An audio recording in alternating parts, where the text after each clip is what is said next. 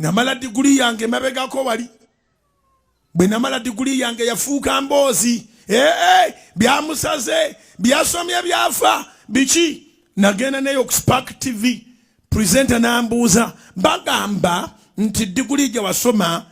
mbunfu konze baani nga sinoonya mirimu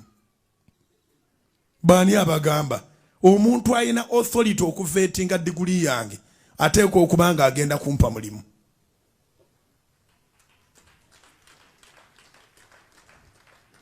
kakani mukaseera ako mwali musekerera nze degree ya bugingo nfu kati ezamwe ziriwa kubira Mukama engalo ez'amaanyi abaali banga nti ezaabwe ennamu bonna bali mu kuzunga nezo batambula nazo babuuza n'ataasoma wammeeno nga boolaba nfu oba namu magumba makalu kubira Mukama engalo ez'amaanyi